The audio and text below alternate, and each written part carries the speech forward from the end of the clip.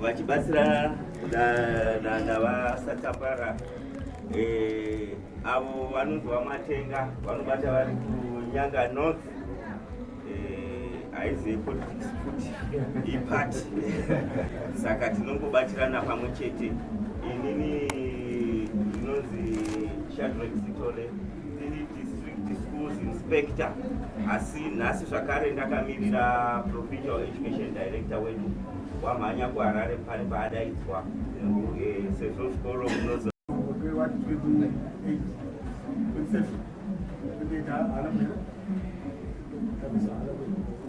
mana kuna ya order kadra ya order what 24 ini poita kuna tumbona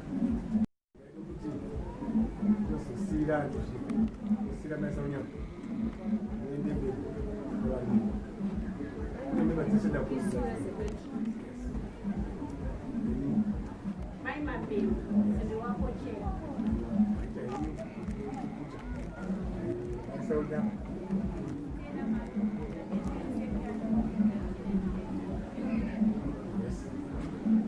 Sonia mama mapeta mshinde kuna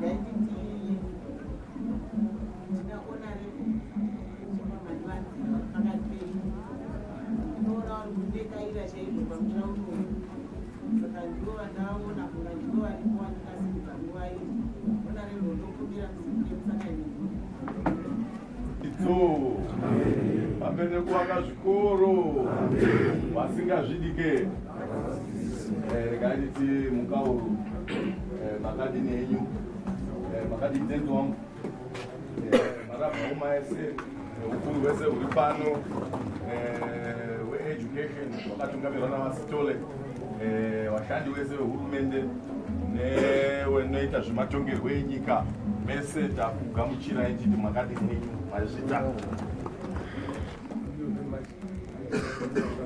nofunga ndouya munomu tinavashi avasimudzi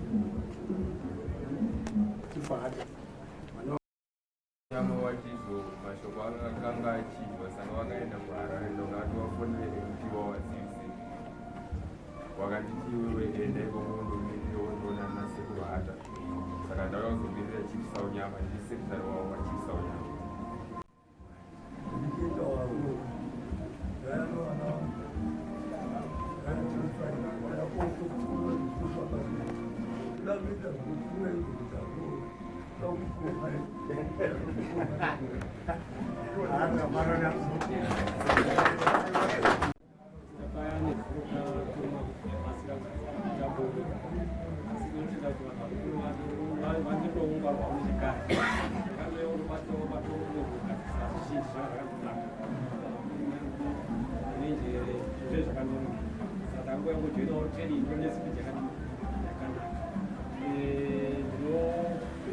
vatokwanisa vazeranga vakanga navo vadodovacha kuna muzere vari kukonawo vana vakamira ina vanovidzo vari apapa ndakaiavavo kune vanhu vauyawo nhasi vanokwanisa kunongoaite kwasaenda kubata mukazokubayiva pamosi unanesichisenwa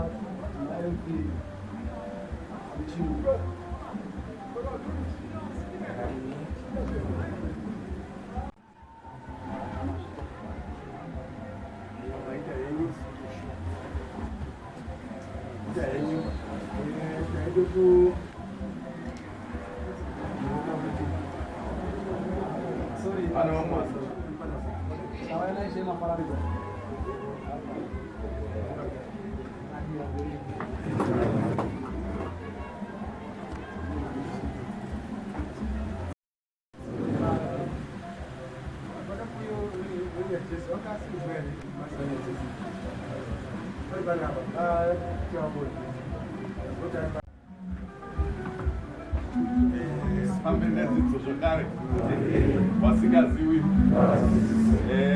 mazvita henyu nekundisimudza handisina ruzivo kuti ndiri mutekwa-tekwa mukuru ane madzimambo ese kudai ana mutumwa ndozidamutekwa-tekwa mukuru asi kana mati pachigaro pamberi pevanhu hazvirambwiba kupolitics zvigaro unongotambira so tiri kutenda nekuti pachigaro zvikuita mutekwa-tekwa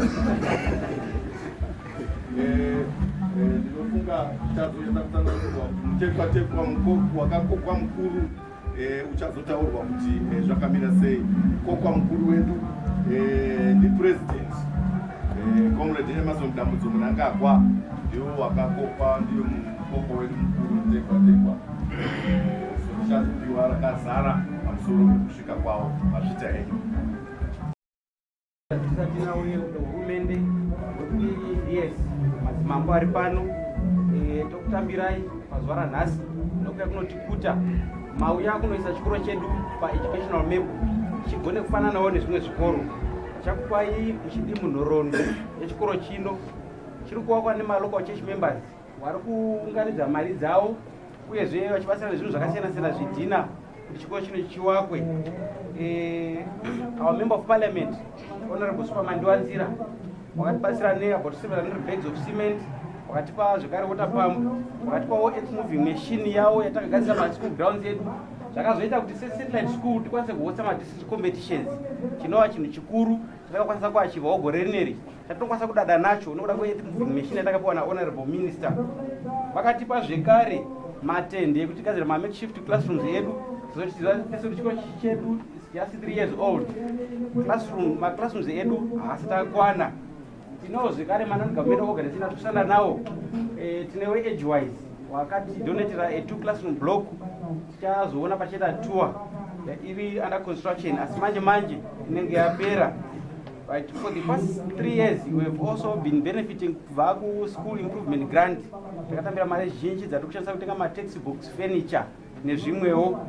Right, takwenda panhoroondo yechikoro chedu takakwanisa kupuwa 256 hectares dzenzvimbo neministry of lands. Land clearance yakatanga gore iroro ra2013 muna January.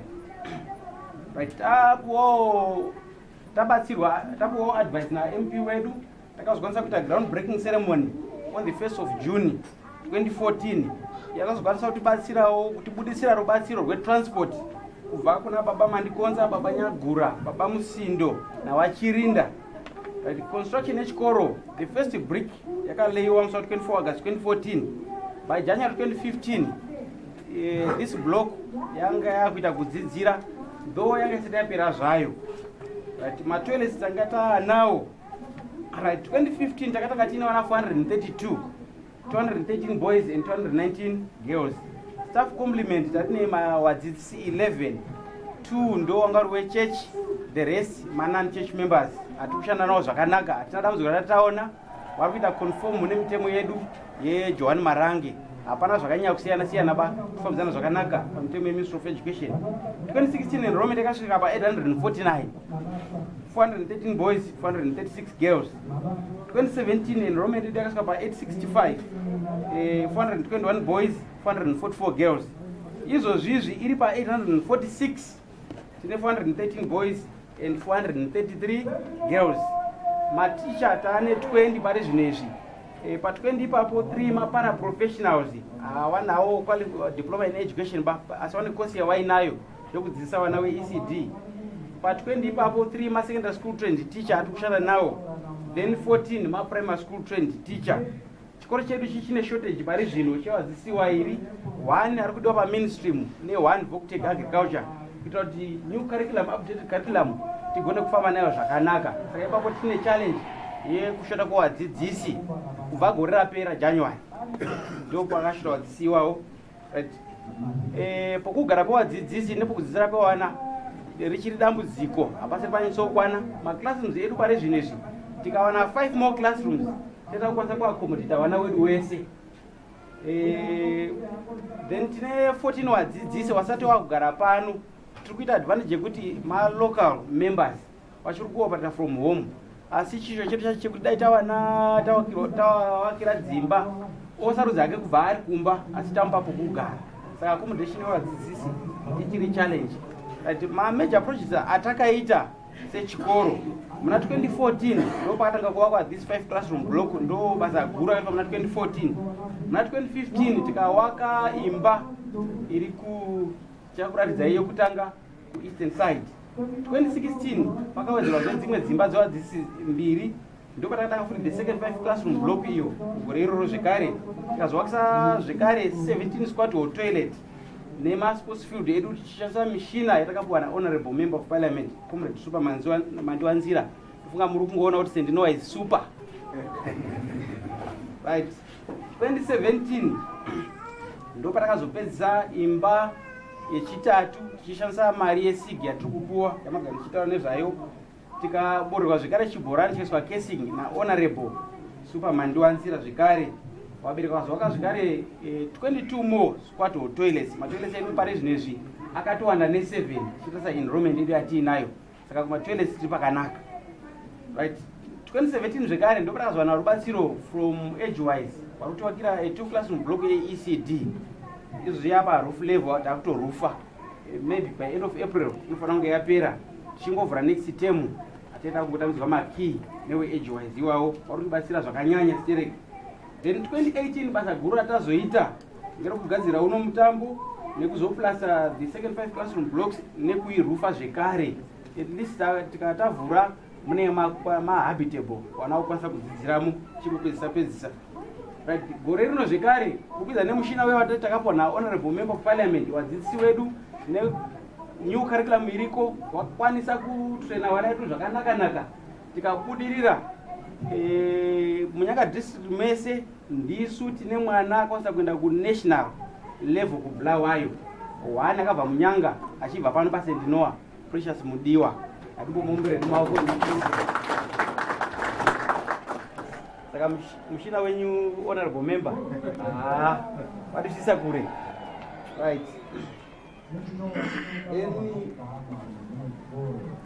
SDC yenyu muone kushanda kunoitwa pachikoro nevabereki kana vachiti via community involvement.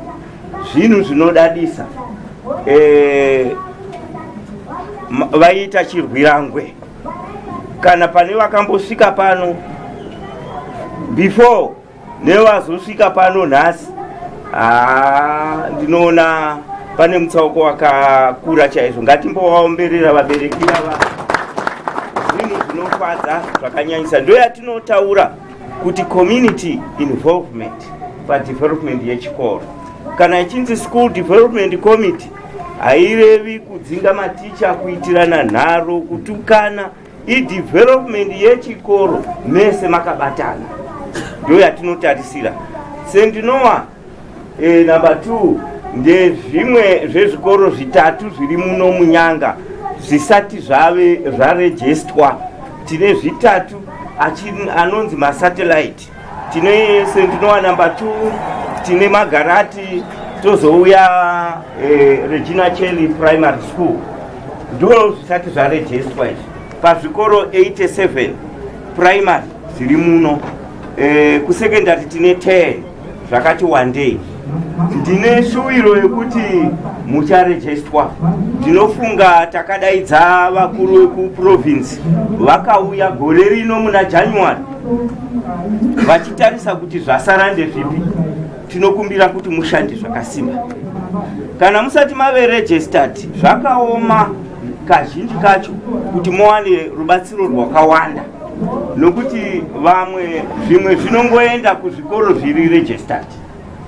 Dambudziko ramataura rekunonyora kwevamwe uko, ndinofunga vachigwanda vanotova nenhamo, nokuti vana vavo vari kunyora grade 7 vashoma pane vepasendinowa. Ivo vanoita sesatellite. Sendinowa ndiyo mother school chaiyo.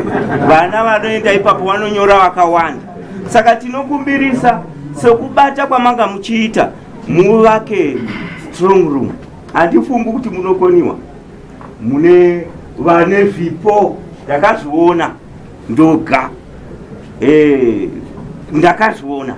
Hamungambotauri kuti munokundikana chinhu ichocho. Chinhu chinokosha kuti muzvinyorere zvese pachikoro penyu, vana vasafamba zvakanyanyisa, uye tichashanda zvakanyanya. Kana pakange paitawo mukana tinokupai, kana paitawo madhona ekuhurumende kwedu tinounza. Ndosaka muchinzwa chiti muri kuwana yesigi, mari yesigi endesai kufenicha yakawanda, ndo inobatsira, ndokuti muwane fenicha yenyu zvakanaka. Ndatenda hapo. Kudugura zvine zvihombe zvikuitwa panyamusi pamusoro iyi mutumwa sezvinowa pamusoro iyi chivhata nemadzimambo ese mamwe ari muno, pamusoro iyi masabhuku ese ari muno, pamusoro iyi mutungamiri headmaster wechikoro chino chataunganira pano, pamusoro iyi vakuru vedu vabva kueducation vakatungamirwa navasitole, pamusoro iyi macounselors ese auya emunharaunda, maheadmaster ese auya emunharaunda, pamusoro iyi vanoita zvese zvematongerwo enyika vari muno, pamusoro iyi maservice chiefs edu vauya vakamirira mapurisa, vauya vakamirira hofisi yomutungamiri wenyika yepresident department, vauya vakamirira commandant nejamaka vari pano nemufundisi wamafamba navo vabakambalata. Pamusoro iyi marabha uma ese auya epano neauya akaperekedza mutumwa. Kana pane vandasiya mondiregererawo, asi ndakudza dare rese. Ndichataura ndakamirira vanhu vairi. Munhu wekutanga wandichamirira MP wenzvimbo anonzi Superman Ndiwanzira. Ndozotaura ndakamirira guest of honor wedu mutungamiri wenyika His Excellency Comrade Emerson Dambudzo Mnangagwa, avo wanga wakatarisirwa kuti vange vari pano, asi kuburikidza nekuwanda kwebasa watadza kusvika. Iye kutaura kwatiri kuita wari kukaripa kune chirongwa chekuvhura magwenya mairi emagetsi akawakwa nehurumende, achatipa magetsi anosvika 300 emamegawatts akuwedzera pamusoro pemagetsi atanga tiri kuwana kubva kukariba, nemamwe ataa tiri kubva kuwange, nemamwe ataa tichiwana kubva kuzvituri zviri muHarare, zviri kuMunyati nezviri kuBulawayo. Ndanzwa headmaster achiti tinodawo magetsi pano. Ndinofunga kuti urongwa hwacho huchabatsira kuti magetsi achikasika kusvika paSendinowa 2. Tochiwana makombiyuta, nekuti makombiyuta haaui pasina magetsi. Ndakamirira MP wenzvimbo, hama wadikani, ndinozwa kufara kuti tasvika zuva ranhasi nepamusana pebasa remaoko, rekushanda nemaoko, rekubatana semhuri yechechi kuita basa rakanaka. Hazvingoitiki kana pasina mutungamiri unoona zviri kumberi. Ndinoda kuti ndiise basa rese riri pano, rabatwa pano, richabatwa pano, kutenda mutumwa Sendinowa nevision yavo nekuona zviri kumberi, kuti tasvika pano kuburikidza nawo wakaona kuti hakuna kwatinoenda senyika, hakuna kwatinoenda sesangano kana tisingaisi dzidzo pamberi. Saka ndoda kukumbira kuti saMP nimbotenda mutumwa tenzi wari pano nebasa guru rekutungamira basa rakanaka rabatwa pano. Tinotenda zvikuru. Manzwa headmaster achitaura mabasa abatwa naMP pano, ndanda kunyara zvikunge ndini ndega. Basa guru rabatwa pano rabatwa nechechi. Ini ndakangoisa ruoko rwangu, asi basa guru raibatwa nanamai vari panze apa, nemarabha uma ari munomu, newese vari munharaunda wanga wakanangana nekuti chikoro chipere chibude zvakanaka. Haukwanisi kubatsira pasina chiri kuitika. Kune kwakawanda kuri kutsvagwa zvikoro, asi hakuna chatakaitwa naMP ikoko. taita pano nekuti ndo pataona pane chiri kuitika paground. Tozongosvikawo kutsvaga mbiri sevanhu vepolitics nekuti todini toone kuva tasvika ipapo tazoisa ruoko rwedu taakuudzwawo pamusangano une wakuru wakadai kuti onaiwo zvakaitwa naMP wedu. Saka ndoda kutenda chechi nekuti ndauya pano kakawanda ndichiona wana mai vachishingaira kukwetsa maground, kugadzira kugadheni, kunochera mvura isati yavo panapa chinetsa.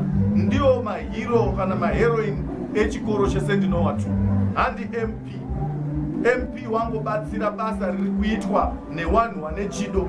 Saka ndoda kutenda mhuri yese yepano nekubata kwayaita basa kusvika tasvika pari nhasi pataakuvhura chikoro zviri pamutemo kuti chikoro chedu tawaka chapera, pangosara chino nechecho zvazvichataurwa nawasitole kuti vaimei chingowakai strong room license riya registration ratobuda. Saka kana tawaka mabuilding ese akadai aya, strong room kakona kadiki kakasimba hatingatadzi kuwaka vaimei. Saka ndiri kutenda kuti pano pabatwa basa, ende pabatwa basa nevanhu vakabatana. Ukasvika pano pari kuitwa basa panenge masvesve, ungati vanhu vacho vari kubhadharwa, asi havasi kubhadharwa, vari kubhadharwa nemweya mutsvene, vari kubhadharwa ndiMwari nezvipo, mablessings nekuita zvakanaka. Saka toda kuzvitenda izvozvo basa rese riri kubatwa pano. SaMP ndoda kuti nditende weAge Wise. Handini ndega ndabata pano, ndaita progress development pano. WeAge Wise wawakawo bloku ravo rekuti wana wasafundire mumatende. Isu takaunza matende kuti tione pekutangira. Foundation ndiyo inenge yakasimba. Kozouya unouya wobatsira manje kuti foundation ichinyatsa kuita strong. Saka weAge Wise tinoda kuti watende nebasa guru rawabata kupedza classroom block ine 2 maclassrooms ekubatsira chikoro chedu. Tinotoda wakawanda vanouya vachibatsira chikoro. Hatidi kuti zvizimbiri ende kuna MP. Handi zvokuti ngezvangu. Tiri kuda wakawanda maAge Wise auya abatsire. Tiri kuda vamwe vanobatsirawo vanobva kudzimwe nzvimbo kuti chikoro chedu chiite zvakanaka. Development haisi yemunhu one. Concept yangu saMP yedevelopment ngeyekuti handiuyi ndichiti ndokuitirai zvese.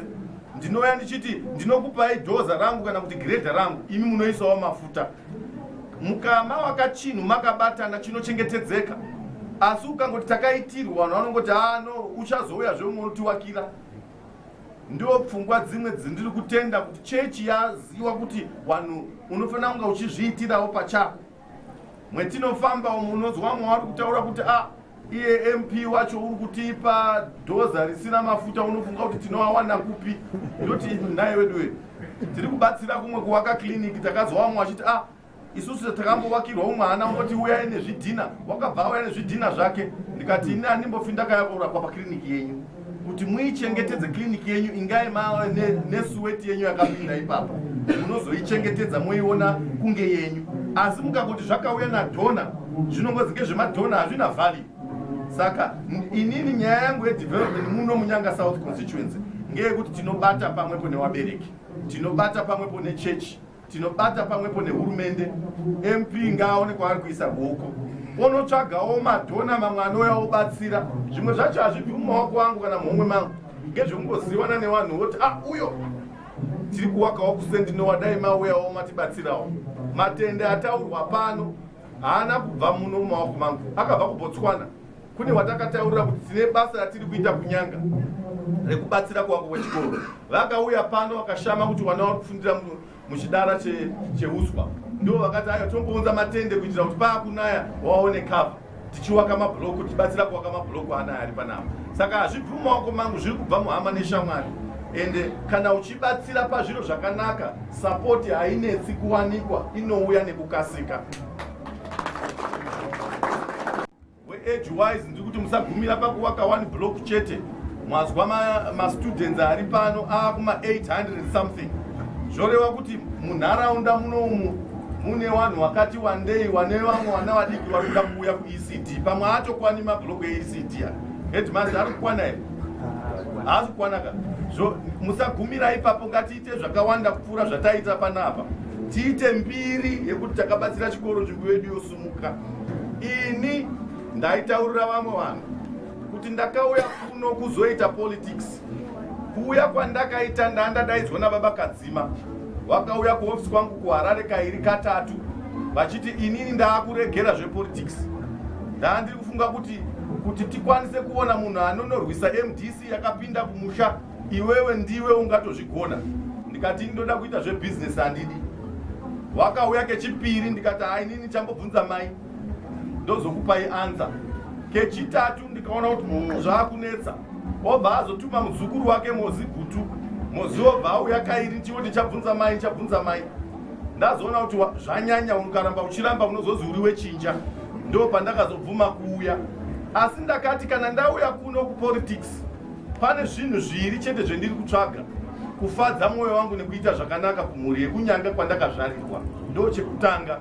Chechipiri ndinoda kusiya mbiri legacy. Ndaizikanwa paredhiyo nepaTV. Hapana anga asingazivi nyika yese, asi hamudyi mbiri yangu yepaTV. Kana ukazitamuona uyo unobuda paTV, hazvikutengeri koko, hazvina mabhanzi. Asi ndoda kusiyawo mbiri yekuti ndakaisa ruoko pachikoro chakamira hapo icho. Muri kuona kliniki yatawaka pa 22 iyo, ndini ndakawakisa kliniki, ndakaisa mari yangu kuti kliniki ibude. Ndoda kuzozikanwa neizvozvo. Handisi kuda kuzikanwa nekuti waisobuda paTV. Hazvina value. Vanhu vatema tavakufanira kufunda kuti tinofanira kusiya tinoti pachirungu legacy. Tinozwa kuti kune Byte Hall, kune Byte Bridge, kune Byte chekuti murungu waizi Byte wakasiya awakisa ngemari yake. Imwe yacho yawaitibira yedu sevanhu vatema. Asi wakasiya azowakisa wachiti ngazvizoendesa vana kuchikoro. Saka isusu taakuitawo zvedu. Saka maona pano zviri kuitwa panapa, ndida kuitawo part of the legacy yaSt. Noah. St. Noah uchazikanwa ngekuwaka zvikoro. Chechipiri kachinechi chekutanga chiri kubocha. Mbiri yavo yakutozikanwa St. Noah 1, St. Noah 2. Mbaimbai tichasvika kuma St. Noah 15 nekuti chechi yakakura. Brazil nyika yese, kuAngola iriko, kuDRC iriko, kuSouth Africa iriko, overseas iriko. Kuchawakwa ma St. Noah akawanda. Legacy iyoyo ndio ichazoramba ichitonderwa kuti ndo zvakaitwa nechechi. Saka ini ndoda kuitawo part yelegacy yekuti izvo ndo zvakazoitwa ndi MP mandiwanzira. Ndisisipo kwapindawo vamwe vari kuda power. Handizve tadzoka yedu kwebusiness kweta atiri. So ndapedza kutaura sa MP. Chirega nitaure semukokwa mukuru.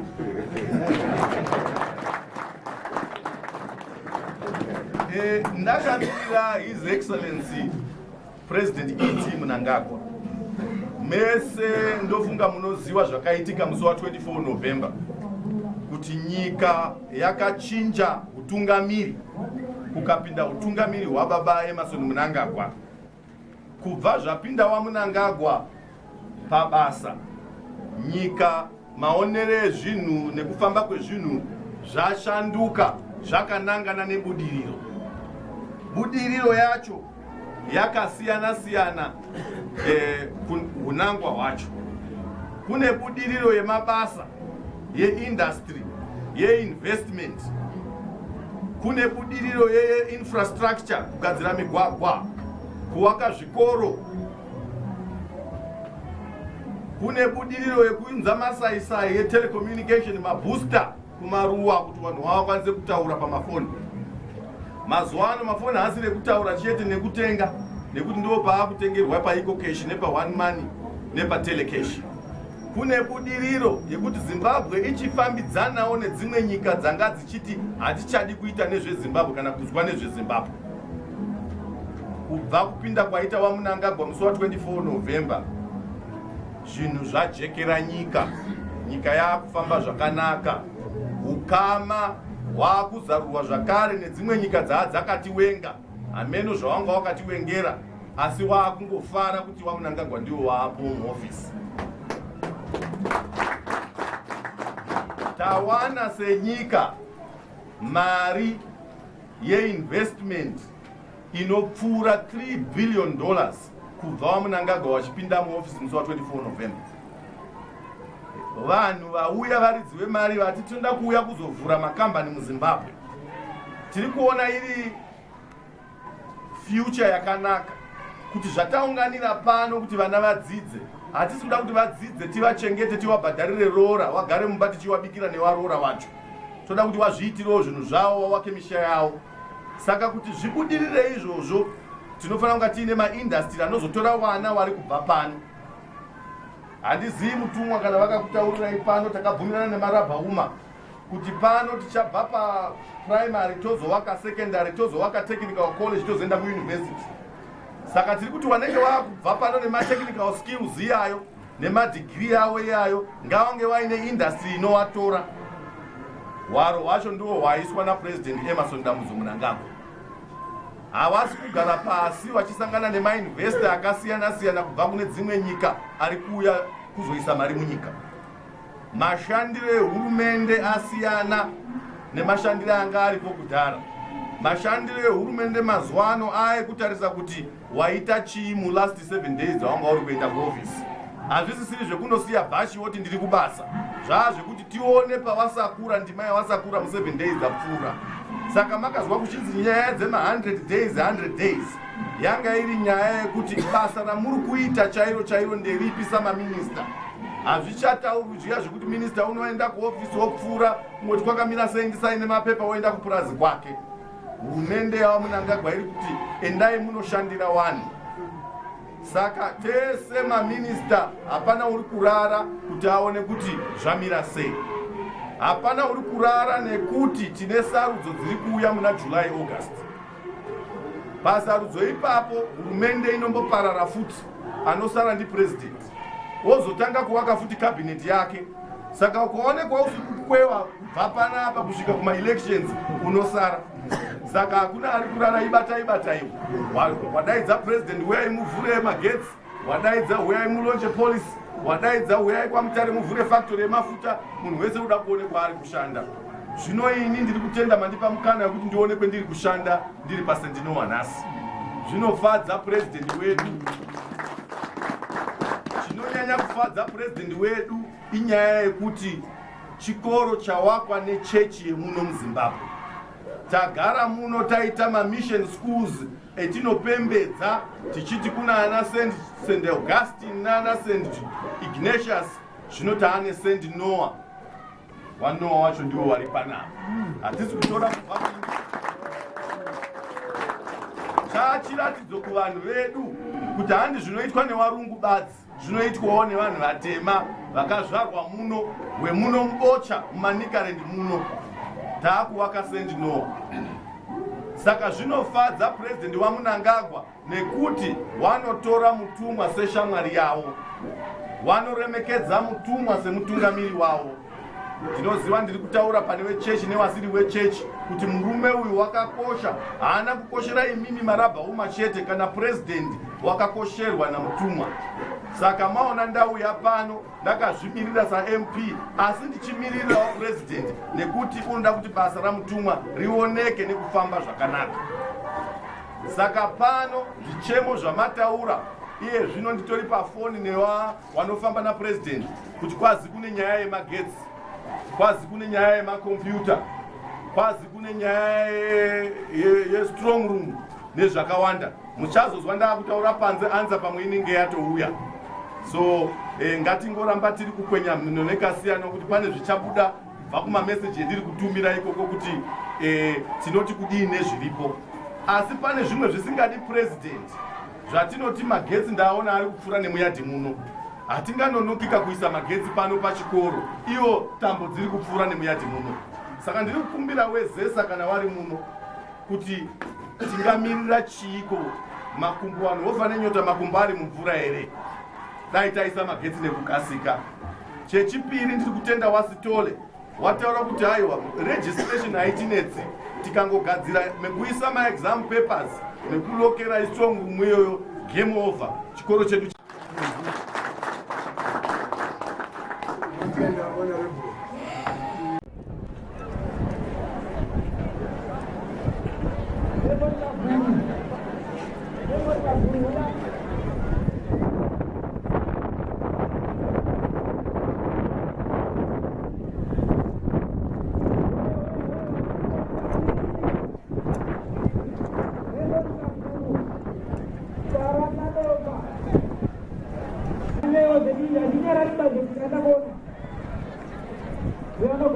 Saya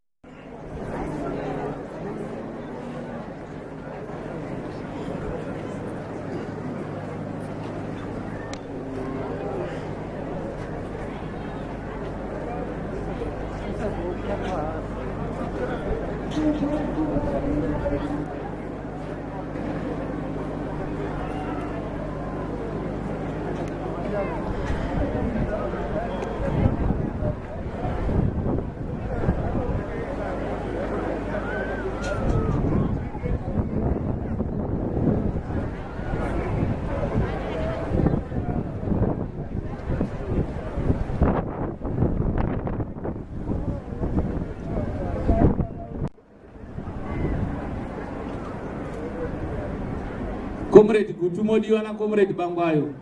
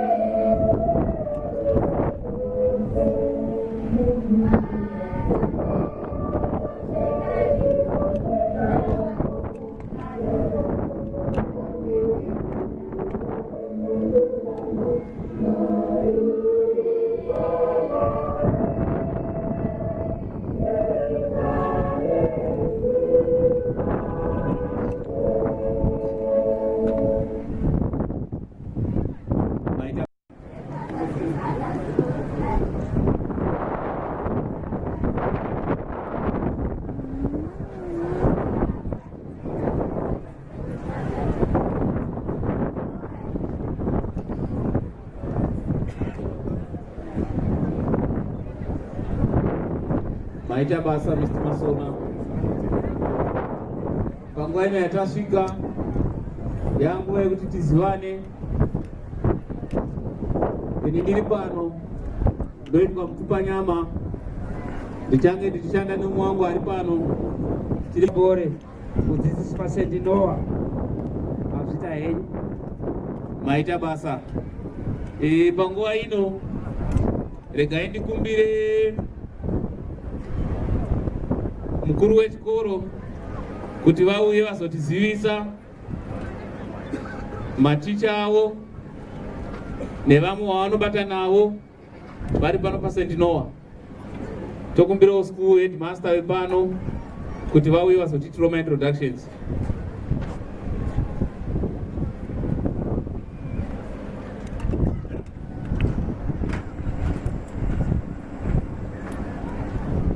Mazvita Nyanga woye!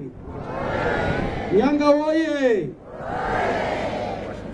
Regai nditange nokucherechedza mutekwa wedu Honorable Member of Parliament Comrade Superman Wanzira, the school patron, the High Priest of Africa St. Noah Guta, the resident minister, the church education coordinator Mr. Nesbeth Guta, the community leadership Madzimambo Aripano, Madzishe, Nemasabu, the commandant All Arms Battle School, the district administrator and leaders of various government departments, Nyanga district, the provincial education director, wakamirwa na DSI wedu, Mr. Shadrack Stole, all heads of schools, the church elders, Marabauma Masevente, CDC yedu, our SDC, newabereki wose womunyanga weJohn Marange wanababa nemadzimai, tisikakangani zvekare vana vaimiramira kwakachikoro chino.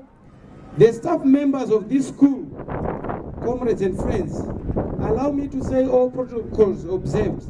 Goa ino ndichisimudza vadzidzisi pano, munongosuka muri ipapo ndikati Nyanga woye, moti woye. Nyanga woye. Right. Ndangati vadzidzisi pano chete kuti muwa ndakukuzivisai school administration yedu indekazari Calvert, the acting school head. Tinobatana Mr. Masona Lazarus as the deputy editor. Tina TIC wedu mai Madyangowe ndofunga vari catering. Ndo watinawo pano ndosumudza zvekare school development committee vari papi. Right. Ndikangoti Nyanga woye, SDC modera muri papo. Nyanga woye. Nyanga woye. Ndo SDC members edu tisikazokangana zvekare the church development committee ndo vari kutsvaga mari nemaresources ekuti chikoro chino chiwakwe. Ndo vari kutsvaga zvekare labor manpower yekuti chikoro chino chiwakwe. Saka weche development committee munokodera muri ipapo. Nyanga woye. Andabva nanyanya kuti Nyanga sendinowa woye. Mazvita weche development committee pari zvino ndakukusirai our church education secretary watizivisirewo wawauya nawo wari mu coordinators office. Ndichakumbira baba Rungwe wandibatsirewo pakuzivisa vakuru vose vandasiya vandisingakwanisi kusimudza nekukuzivisai. Right, takunyanga makadini. Right, ndoda kutora mukuru kutaridzai vanhu vatauya navo. Kutanga pandiri navatonzwa zita rangu. Kuna vabereki vakawanda vabva kuSt. Noah vauyawo kuzopembera pamwe chete nesu. Saka tine vadzidzisi vabva kuSt. Noah ngavangosimudzawo maoko vari pavari. Tine vakuru vezvikorozve vatabvawo navo, tina Mr. Murwira na Mr. Chisenwa, simudzaiwo maoko muonekwe. Right. Tine vana vechikoro vatauya navo, simudzai maoko muonekwe. Tine vabereki muchavaona vatauya navo vakawanda, simudzai maoko muonekwe. Right. Tine varume. Right.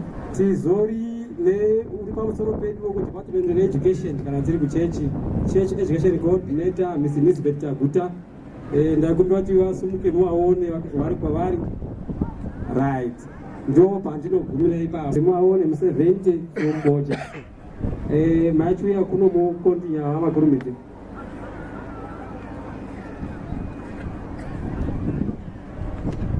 Nyanga woye. Pamusoro iyi St. Noah ari pano nemadzishe makanzera neakuru vehurumende ari pano. Tiri pano kutaura tauya nawo akamirire kudanho rechechi.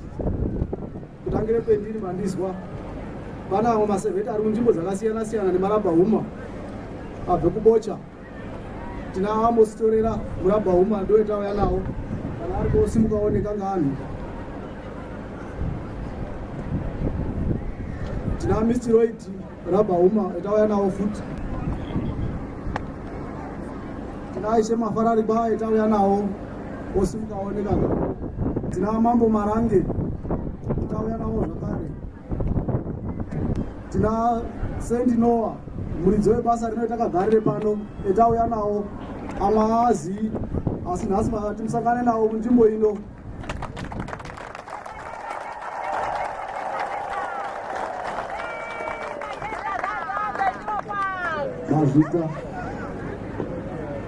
Mazvita baba makurumidze. Ndakukumbira marabhauma ari kuwaka chikoro chino chivasvike pano tikuintroducei ati kuwaka chikoro chino ichi. Simudzai maoko muri pamuri waone kuti ndimi muri kuwaka chikoro, ndo vabereki vari kuwaka chikoro chino ichi. Tiri pano nokuda kwavo ivo wavo. Nyanga woye! Wabereki wao vari kushanda siku nesikati. Generator rinenge richichema usiku achiwaka, basa riri kushandwa zvakasimba. Wangori pana pa 2 weeks ago, wazoya nhasi pane shanduko hombe.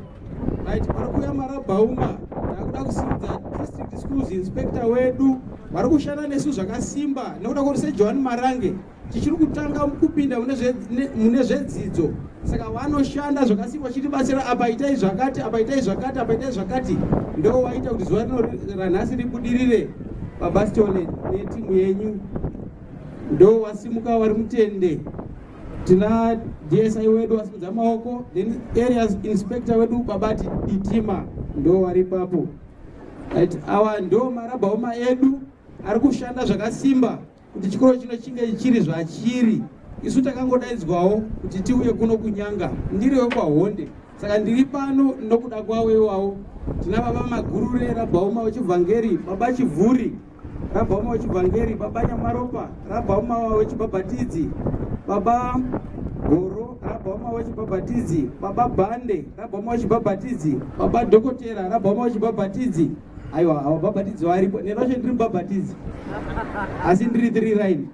Tina baba Bore, rabhauma wechibhabhatidzi, baba Mazarire, rabhauma wechibhabhatidzi. Pano akatungamirirwa naMajor Maka, vakamirira zvakare Command All Arms Barrel School vari Colonel Chimdzeka.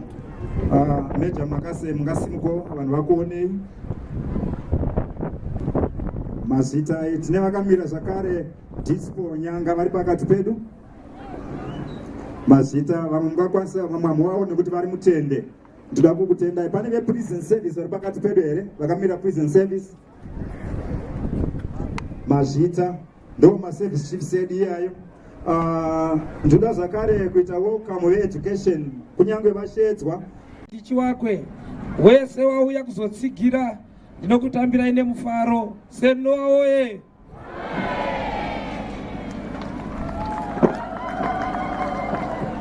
Postal and Courier Services. Tingashaya makombiyuta baba Bori. Tishaiva. Fembera unotipa mangani makombiyuta MP wedu? 23. Mazita. Pa ICT. Daita wanawo zvekare, tikaona makombiyuta ziwayo mototi nawo tine generator, wanaotodzidza ICT zvakanaka. Tikawanawo magetsi zvinobatsira kuti zvifambe zvakanaka nemalaboratories awabereki wanowaka. Reading material and furniture is still a challenge at our school. Since resources mazhinji, we are directing them towards the infrastructure development. One of our major aims is to construct a secondary school. Zvikoro izvi zveJohn Marange izvi hazvina kwazviri kumboenda ba, asi kuti iwe neni ndisu tichawana kokuenda nenzira dzakasiyana-siyana. Tingangopererwa nebasa, tingangofa, asi izvi zvikoro zvicharamba zviripo narini. Tikuda kutoti tinge tine secondary school yedu pano, tine technical college, tine zvimwe zvikoro mune mamwe madistricts. They are here forever. They are not going anywhere, Baba Bori. All right. Zvikoro zveJohn Marange zviwandudza. We are only fighting kuti tinge tiri opa educational map ticonsidwe sechikoro chakangofanana nezresponsible authority chete. Ndokuda kuti vadzidzisi vatiri nawo, they are from the Ministry of Education, very qualified personnel, very hard-working teachers. Right. Saka nokuda kworubatsiro nemakomborero omutumwa Noah ndiye aita tinge tiri pano nhasi, ndiye aita kuti ini Zari Cuthbert ndinge ndiriwo pano nhasi. Tinoda kutenda nyaya yesecondary school iyi tozviziva mutumwa akatikomborera kusvika kwaita pana pasecondary. Handifungi kuti mukafunga kuti ikatora makore mangani tiketa nesecondary 1. Right. Saka yakutoenda secondary. Manje mateta nesecondary with the help of our district schools inspector. Nechido, nerudo, nekubatana kwemalocal church members. Zvichafamba. Secondary school change taanayo makore mashomanana ari kuteera. Saka ndinoti iwe neni tine basa, tatenda siyawonga. I thank you. Ndisati ndadaidza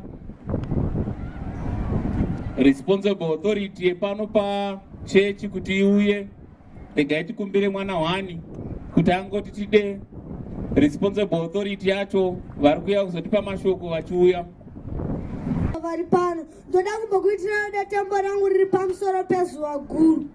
Nhasi izuva guru, izuva guru guru rakasiyana nemamwe mazuva. Zuva rine nhoroondo. Mutungamiri Sendova vari pano riri zita remushauno.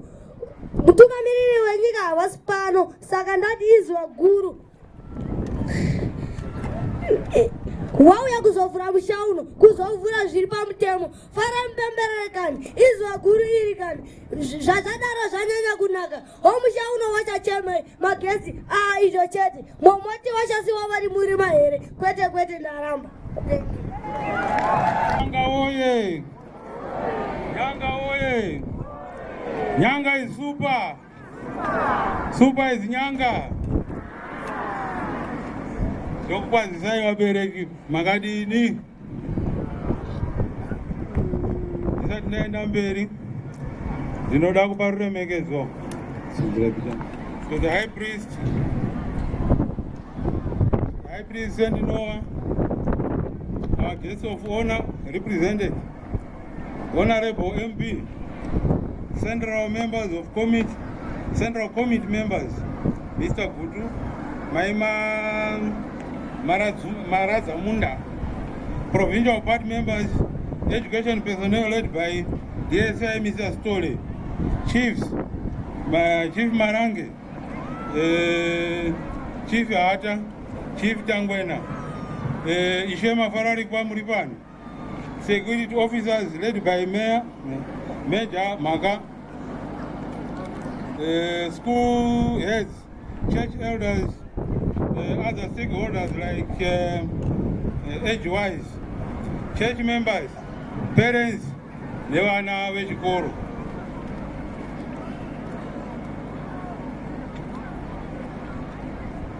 It's my great pleasure that I address this gathering to celebrate this official opening of our third primary school, St. Noah 2 Primary. Let's celebrate the fulfillment of our high priest's vision in education, building of quality schools. Our thrust as church is to contribute distinctively towards education by providing quality building and child-friendly environment for the learners.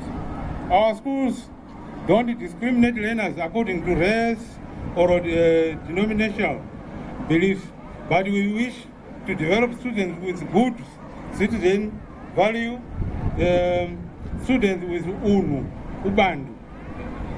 Today, 28th March, marks the official birth of St. Noah 2 Primary, our church's third educational institute. I understand that we engage in education. There are already 4 runners who have gone miles before us. We should respect them. They are concerned stakeholders and partners. We cannot do without. We know and respect them. There are channels to follow.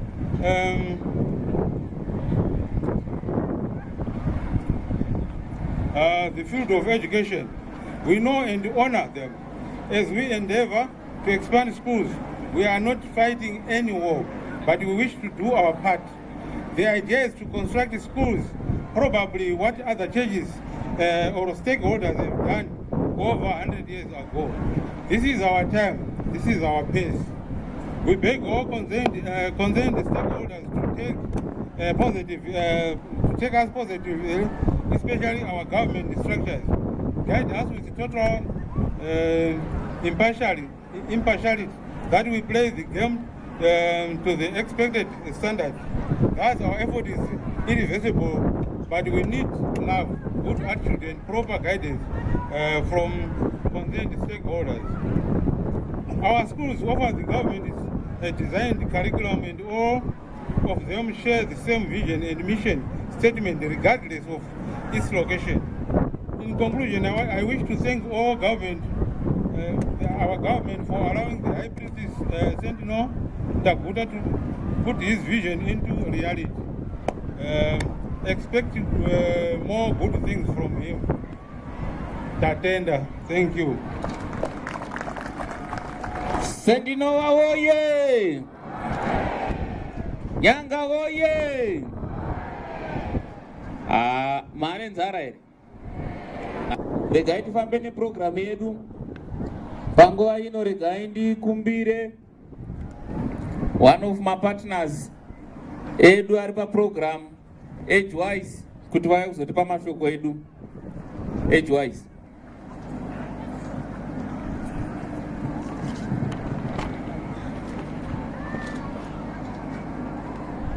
Tese tobva taziva stori yenyu partner. St. Noah oye! St. Noah oye! Nyanga oye! Nyanga oye! Magadiko vabereki. Ndinotenda nemukana unowandapiwa. Ini ndinobva ku Age-wise. Yamanga muchingonzwa kuti Age-wise. Asi nhasi handina kuya ndakangomirira Age-wise yoga. Ndauya nekuti ndiri mwana akazvarirwa muno muward 19 Pasedze. Ndosaka muri kuona ndiri kubatsirawo zvikoro zviri munomu zvinosanganisira St. Noah kubatsiridza kuti dzidzo ienderere mberi, vana vachidzidza zvakanaka. Ndinotenda zvakare maofisi dzemuno munyanga nevakuru vari pano veSt. Noah vakabvumawo kubatsirwa. Tiri kushanda tese pamwe chete. Zvakare hatina kugumira pano. Tanzwa patanga timbori tichitaura na mukati tikati toda kuenderera mberi. Panapa pada kuitwa secondary school, panapa paroda kuitwa college. Saka isusu separtner yenyu St. Noah, Age-wise, semwana wenyu wemunomu muward 19 hatiri kuti hatina kugumira pano. Pa-ECD block ticharamba tichishanda pamwe chete kusvika vision yemutumwa wedu yasvikwa yokuti tinoda kuti pano pange paine college ichabatsira kwete vana vepanapa vemunharaunda munomu chete asi vamwewo vese vemunyanga vanenge vachibva kunzvimbo dzakasiyana siyana. Saka tiri tose pakusimudzira nyanga. Ndatenda.